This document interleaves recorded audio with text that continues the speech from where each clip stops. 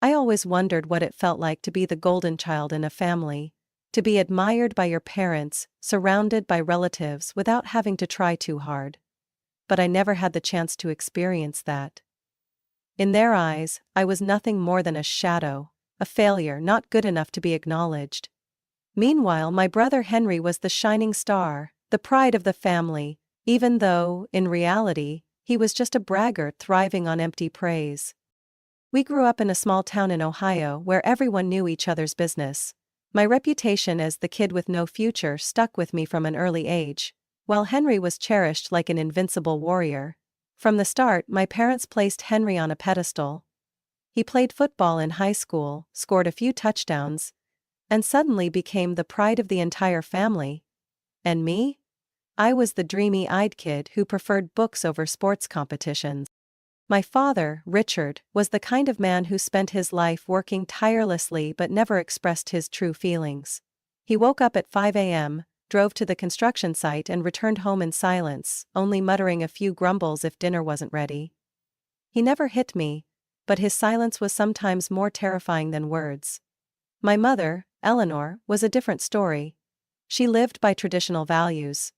A model mother molded by the expectations she had been taught since childhood. To her, a real son had to be strong, have a family, and succeed in the way she deemed right. And Henry was the perfect embodiment of all those standards. Henry is now in his 30s, working a steady job at a local car dealership. People still call him a successful man, an ideal role model to compare me to. He has a big house with a neatly trimmed lawn, a quiet wife named Rachel, and 2 boys who constantly run around with footballs in their hands. My family worships Henry's image, endlessly talking about his achievements as if he were some renowned politician. And me? In their eyes, I am nothing. They think I can't stand on my own, can't succeed without help. They tell me I need to try harder, to learn from my brother. But the truth is, no matter what I do, they will never acknowledge me. Even when I worked hard, saved every penny to get into college, my decision to drop out in my second year was seen as proof of my failure. I also have a younger sister, Olivia, the little princess of the family. She got married at 20 and now has 3 kids. I don't remember much about Olivia when we were younger, but when we reconnected later, I realized she was just like our parents and Henry. Olivia wasn't cruel, but perhaps to secure her place in the family, she followed their lead, treating me as a pitiful failure. Sunday dinners were the worst part of the week. I'd drive nearly 2 hours just to hear them talk about Henry, Olivia's new house, who just bought a new car or who got promoted. If I mentioned my job, they'd ignore it or change the subject. They still thought I worked at the old comic book store from years ago, even though it had closed down a decade ago. And Henry, as always, would pat me on the shoulder and say in that grating voice, "Mela, you need to have a plan for the future. You can't keep drifting through life like this." I'd smirk. If they knew the truth about me, maybe things would be different. But I never said anything. Because even if I did, they wouldn't believe me. I was used to being overlooked, used to being seen as a failure.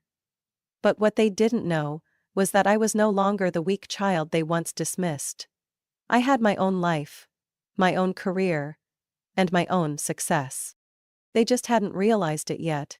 My childhood wasn't filled with warm family memories or cozy gatherings around the dinner table. It was a series of endless comparisons, belittlement, and being made to feel less than. When you grow up in a family where your worth is measured against someone else's achievements, you learn one thing. No matter how hard you try, you will never be good enough. From an early age, I was different from Henry. He was strong, athletic, winning medals in school tournaments. Every time he scored in a game, my family would cheer. My father would clap him on the back with a proud smile. And me? I never got a chance to make my parents proud in that way. I had asthma, which meant I couldn't participate in sports like Henry. I hated gym class, hated the long runs outside, hated the laughter of the boys when they saw me gasping for air, my face pale as if I were about to pass out. Every time I struggled to breathe, my mother would sigh and say, Amelia, you need to be stronger, stop making things so complicated. Stronger?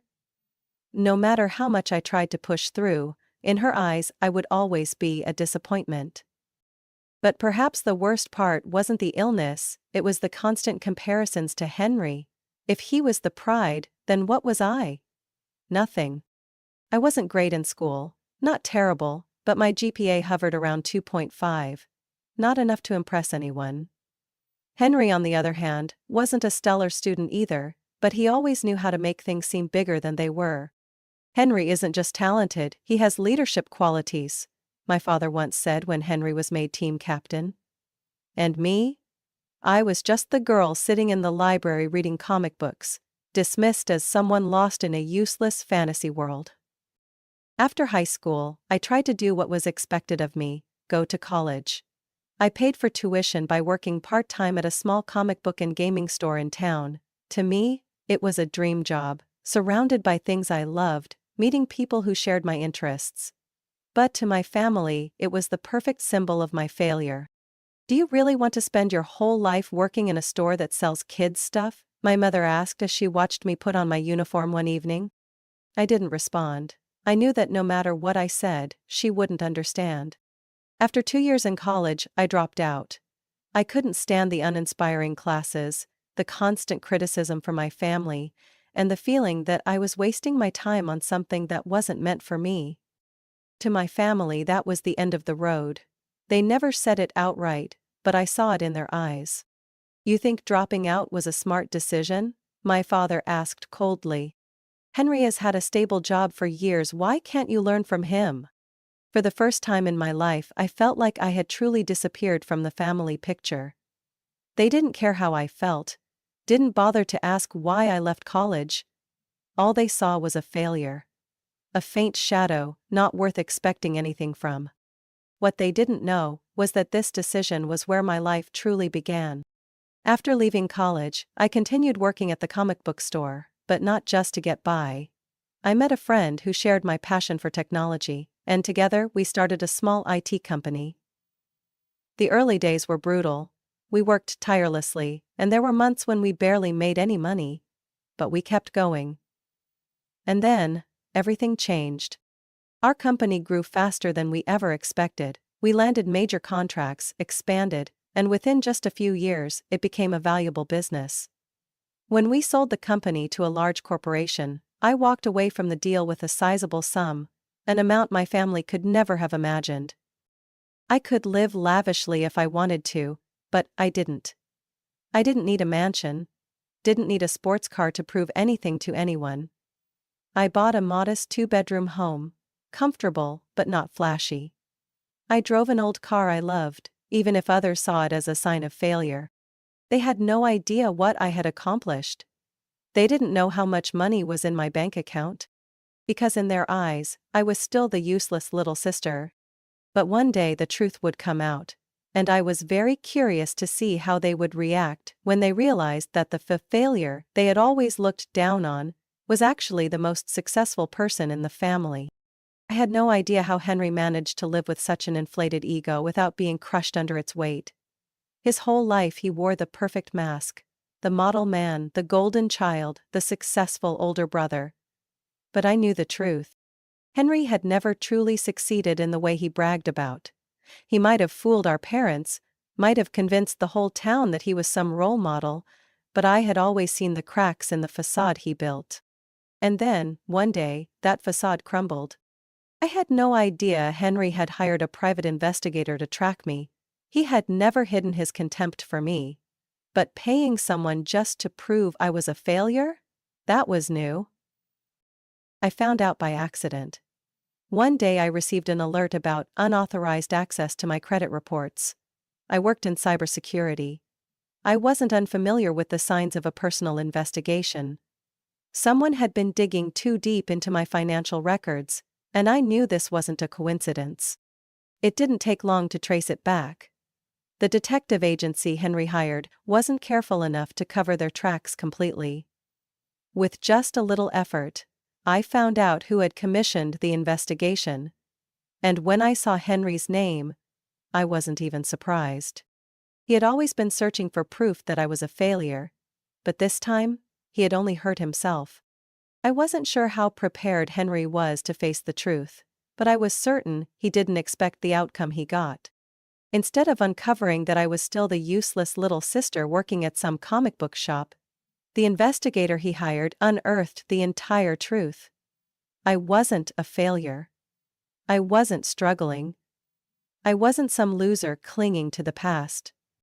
I was the co-founder of a successful tech company. I had over $1 million in assets. I owned a beautiful home in a desirable neighborhood, and most importantly, I didn't need my family's approval. Whether Henry liked it or not, the information made its way to my parents. For the first time in my life, I saw them look at me differently. Not with disappointment. Not with the constant frustration they always seemed to have whenever I showed up at family dinners. But with shock. They no longer looked at me like a daughter who needed help. They no longer saw me as an embarrassment. Suddenly, I had become someone worth noticing. "Amelia, why didn't you ever tell me about your success?" my mother asked with an awkward smile, as if she was trying to act happy for me. I shrugged. "Did you ever care?" My father, the man who had never shown much emotion, looked unsettled. He cleared his throat and nodded slowly. "You've done very well." That was probably the first compliment I had ever received from him in nearly 30 years of existence. But the most interesting reaction didn't come from my parents. It came from Henry. Henry couldn't accept the fact that I, the little sister he had always looked down on, had become more successful than him. At the next family dinner, he tried to reclaim his dignity. "My sister is very talented, but selling cars is a great career too." He folded his arms, trying to sound confident. "In fact, just last month, I sold the most expensive car at the dealership." No one reacted. My mother was still busy processing the numbers she had learned about my assets. My father remained silent as usual. And Olivia, my younger sister, simply stared at Henry without saying a word. But Henry didn't stop there. "My house was recently appraised higher than expected. And I have a solid financial plan. I might even invest in real estate." I couldn't help but laugh. He was scrambling, desperately clinging to anything that could maintain his status. I met his eyes, steady and unprovoked. "Are you sure about that, Henry?" He froze. I tilted my head. "Because from what I know, you have 3 unpaid mortgages, outstanding tax debt with the IRS, and your credit score is plummeting." The silence in the room became suffocating. Henry's fists clenched, his jaw tightened. I could see the flicker of rage in his eyes, but he couldn't do anything about it. For the first time in my life, I had a voice. And Henry knew it. No one in my family truly understood what it felt like to have your privacy violated, but I did. Henry hiring a private investigator to dig into my life wasn't just an insult. It was a clear declaration that he had never seen me as a person with real worth. To him, I was still the failure he needed to expose, so everyone would see that I wasn't worth admiring. He was wrong. And I was going to show him. I hired the same detective agency he had used to turn the tables on him. I wanted to know if Henry was as perfect as he always claimed to be. The results exceeded my expectations. When I walked into my parents' house that Sunday evening, the atmosphere in the dining room was different. My mother busied herself with the casserole, my father silently read his newspaper as usual, and Henry sat with his arms crossed, wearing a smug expression like he had just won an important game. I knew why. He thought he had won, that now that my parents knew I was wealthy, I would be pulled back into the family circle, expected to share what I had.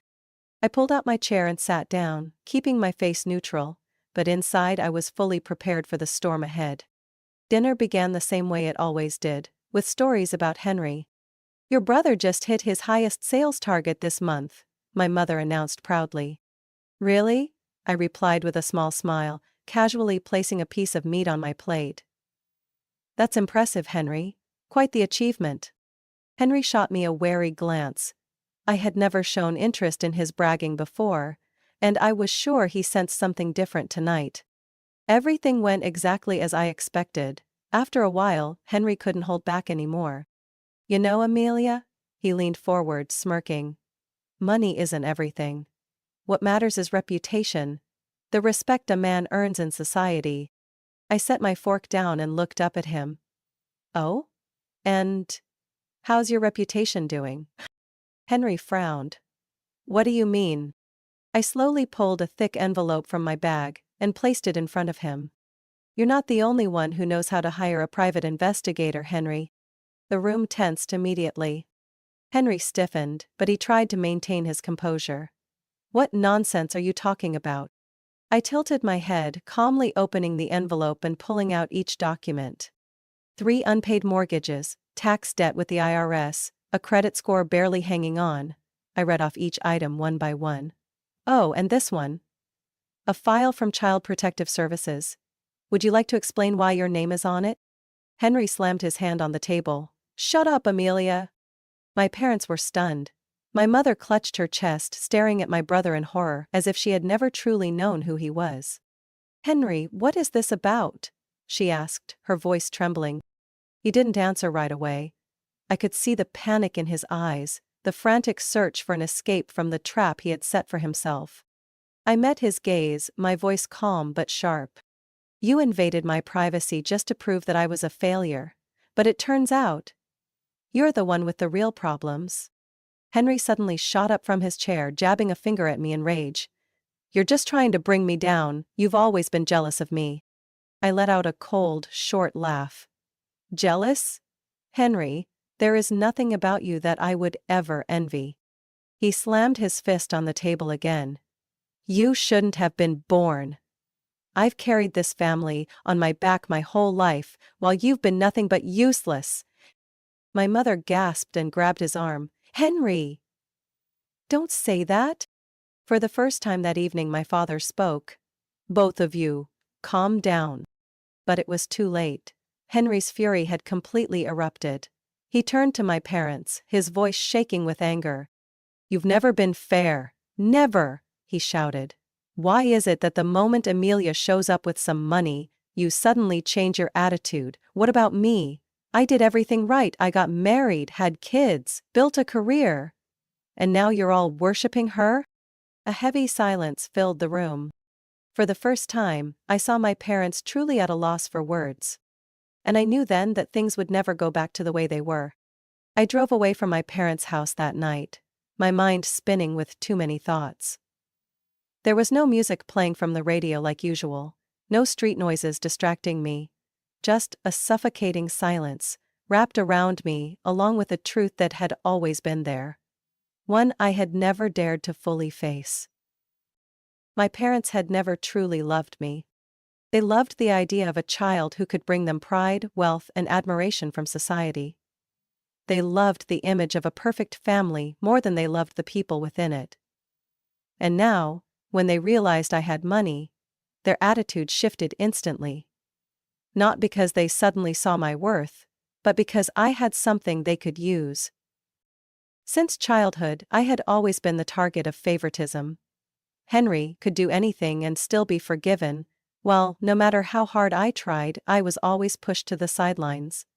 I remembered the times he shoved me to the ground when we were kids, the punches thrown when no adults were watching, the times I was humiliated in front of his friends. And my parents? They never protected me. They told me it was just kids playing around, that I should toughen up, that Henry was only trying to make me stronger. But that wasn't guidance. That was abuse, disguised with weak excuses. And now, as Henry stood on the edge of his own downfall, they were terrified. Not because of what he had done, but because, for the first time, the truth about him could no longer be hidden. I had spent my entire life trying to make them see me, but tonight, I realized I had never truly existed in their eyes. And it was time for me to stop trying. I woke up the next morning feeling a strange sense of relief. It wasn't joy, nor satisfaction. Just the simple, undeniable feeling of having set down a burden I had carried for 30 years. I no longer blamed them. I no longer sought their approval. And more importantly, I no longer let them have control over my life. I picked up my phone and sent a message to my mother. "Mom, I won't be coming to Sunday dinners anymore. I need space to process everything. When I'm ready, I'll reach out." I didn't expect an apology from her. And as expected, her reply was short and dismissive. "You're overreacting, Amelia. Family should come first." I didn't respond. I simply set my phone down and went on with my day, letting her words roll off me. But I knew this wasn't over. I knew my parents wouldn't let this go. And I needed to prepare myself for what was coming next. 3 days later, I sat across from my therapist, Dr. Bennett. I had been seeing her for years, but for the first time, I felt the need to lay everything out. "They only want me now because I have money," I sighed, crossing my arms as I sank into the familiar chair. Dr. Bennett nodded slowly. "And how does that make you feel?" I was silent for a moment. Then, I let out a small, bitter laugh. "Honestly, relieved. I don't have to prove myself to them anymore." She tilted her head, observing me. "Then what's still making you tense?" I took a deep breath. "I know they won't leave me alone. They'll keep trying to pull me back in, keep manipulating me with that fake sense of family love. So what do you want to do?" I looked her in the eye, and for the first time in my life, I knew the answer. "I'm going to set boundaries. I won't let them use me anymore." I started changing the way I interacted with my family. I no longer responded immediately to my mother's guilt-tripping messages. I didn't engage in the long, drawn-out phone calls where my parents tried to convince me to reconsider. And most importantly, I didn't let them manipulate me with talk about how family is everything. I also started focusing on myself more. I spent time enjoying the life I had built for myself. I surrounded myself with people who truly respected me. People who didn't need me to prove my worth through money or success. And for the first time in my life, I felt free. I knew there would be hard days ahead. I knew Henry wouldn't accept defeat easily. That my parents would keep trying to pull me back into their orbit. But this time, I was ready. I had spent my whole life trying to earn their approval. But now, I didn't need it anymore. I didn't need them to define my worth. And that was what truly mattered. I couldn't remember the last time I had felt truly free. Maybe it was when I was very young, before I realized my family's favoritism, before I understood that no matter how hard I tried, I would never be valued like Henry. But now, I was taking back control of my life. One step at a time. A life no longer suffocated by unrealistic expectations or judgmental stares from people who were supposed to love me. And then, just as I was starting to reshape myself, Luca appeared.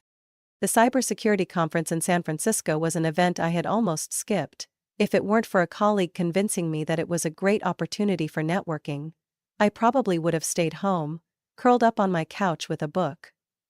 But I went. And it turned out to be one of the best decisions I ever made. Luca was the keynote speaker at a seminar on personal cybersecurity.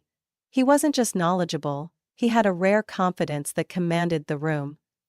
His deep, steady voice, his sharp eyes, he captivated everyone with every word. But what struck me the most wasn't his expertise. It was the way he talked about personal boundaries. We protect our data, but we allow people to invade our personal space so easily. Boundaries aren't about distance. They're about protection. That sentence hit me like a wake-up call, shaking me out of my hesitation. After the seminar, I gathered the courage to approach Luca. I wasn't the type to start conversations with strangers, but something about him made me feel safe. We talked about work, about the flaws in the cybersecurity industry, about how people often protected their information better than they protected themselves. And before I knew it, we were sitting across from each other in a quiet corner of a coffee shop outside the conference center, drinking coffee together. "You seem like someone who keeps their distance from everything," Luca observed, taking a sip of his espresso. I laughed. "Not exactly. I've just spent my whole life being forced into someone else's mold. Now I'm just trying to take back control, so I'm not constantly being managed." Luca nodded, his eyes full of understanding. "I get that. Sometimes the most important thing isn't cutting people off, It's learning how to manage relationships on your own terms. He didn't know it, but with just one sentence, he had given me the answer I had been searching for all along. My relationship with Luca developed naturally. We spent time together without pressure, without expectations. He wasn't just someone who listened. He helped me see things from a new perspective. You don't have to disappear from your family's life, Luca said one evening as we sat on his balcony, looking out at the city below. You just need to set boundaries. They may not like it, but they'll have to accept it. So I tried. I didn't cut ties with my parents like I once thought I would, but I also didn't let them manipulate me anymore. Instead of long, exhausting dinners where I was put on the defensive, I suggested short coffee meetups in places where I could control the situation. At first, my mother resisted. Families don't meet in coffee shops, Amelia. That's not how we do things. I simply replied, then you have a choice. You can meet me this way, or not see me at all. For the first time in my life, she seemed to understand that I was no longer the Amelia they could bend to their will. At first, the short meetings were tense. My mother kept trying to lure me back into Sunday dinners, my father remained quietly observant, and Henry refused to show up at all. But over time, they began to accept reality. The conversations became shorter, with fewer criticisms, no more forced questions about marriage, no more meaningless comparisons to Henry. And the most important part? I no longer felt suffocated. I no longer needed to prove anything to them. I no longer felt the need to fight for their recognition. I simply existed, as myself, on my own terms. Luca was right. I didn't need to cut my family off. I just needed to control the relationship on my own terms. One evening, as I sat on the balcony with Luca, he turned to me, his eyes reflecting the city lights. Do you feel better? I smiled, feeling lighter than I had in years. Yes. For the first time in my life, I feel truly free, in a way that I choose. I didn't know when distancing myself from my family had started bringing me so much peace. The short coffee meetings, the fewer phone calls, the messages I no longer felt pressured to reply to immediately, all were signs of a change. A change I knew was necessary. My mother still tried to pull me back into the old dynamic. She sent subtle messages, reminders about family responsibilities, and how family bonds are irreplaceable. But the difference was, I no longer felt guilty for refusing. I understood now that family should not be a chain that binds. If I had to sacrifice my mental well-being just to maintain a relationship, then that wasn't real family. Henry, as I had predicted, still couldn't accept the truth. He never showed up for any meetings, never responded to my messages, and even went out of his way to avoid me when possible. It didn't bother me. I knew his pride was too big to face me after the truth about his life had been exposed. Maybe one day, he would find a way to regain balance. But that was no longer my concern. I no longer let my family define my worth. My life moved forward, but this time, I wasn't walking alone. Luca and I spent more time together, and with each passing day, I realized he understood me better than anyone ever had. Not because he tried to change me, but because he accepted me exactly as I was. One crisp autumn evening, we sat on the balcony of his apartment, sipping red wine as we looked out over the city. Have you ever thought about starting a family? Luca asked, his deep voice steady. I smiled softly, swirling the wine in my glass. I think about it more than you'd expect. He tilted his head slightly, waiting for me to continue. I took a deep breath. For most of my life, I thought family was a burden. Something that trapped you, controlled you, made you lose yourself. But now, I understand that family doesn't have to be that way. Family can be something we build, not something we are forced to accept. Luca smiled, gently taking my hand. Exactly. I met his eyes, and for the first time, I truly felt ready for a new future. A future not overshadowed by the past, but one where I could freely choose my own path. I used to think success meant making my parents proud. I used to chase that idea, only to realize they would never see me the way I had hoped. Now, I understood that success wasn't about earning their approval. Success was waking up each morning without the weight of expectations crushing my chest. It was choosing relationships that brought me peace instead of ones that dragged me down. I didn't need my parents' validation to feel worthy. I didn't need to prove myself to Henry. I didn't need to be some perfect version of myself just to be accepted. I just needed to be me. And that was enough. I continued seeing my therapist regularly. Not because I was weak, but because I understood that mental health was just as important as physical health.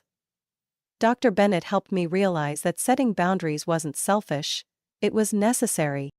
I learned to say no without feeling guilty. I learned to put myself first without fearing judgment. I learned to love without letting others take advantage of my kindness. And most importantly, I learned to keep moving forward without looking back. I still kept a certain distance from my family. I was no longer the daughter who showed up every Sunday, sitting through empty lectures or being compared to Henry. But I didn't disappear entirely either. The coffee meetings continued, but I no longer let them affect me. I expected nothing from them. And because of that, I no longer felt disappointed. I wasn't sure what the future would hold. I didn't know if Henry would ever change. I couldn't say for certain that one day my mother would truly accept me for who I was. But I knew one thing. I was living the life I chose. I had a career I loved. I had an incredible partner. And for the first time in my life, I felt free. As I sat next to Luca in a small cafe on a late afternoon, my hand wrapped around his, I knew I was no longer the Amelia of the past. I was no longer the child seeking approval from people who never truly cared. I was myself. And that was more than enough. Amelia's story is not just about breaking free from family control, it's a lesson in self-worth. In reality, many people find themselves trapped by family expectations and manipulation, forgetting that true happiness doesn't come from external validation, but from inner peace. Amelia teaches us that sometimes, walking away from toxic relationships and setting boundaries is the best way to reclaim ourselves. Success isn't about pleasing everyone, it's about living in alignment with our own values. What do you think about Amelia's story? If you've ever experienced something similar, how would you handle it?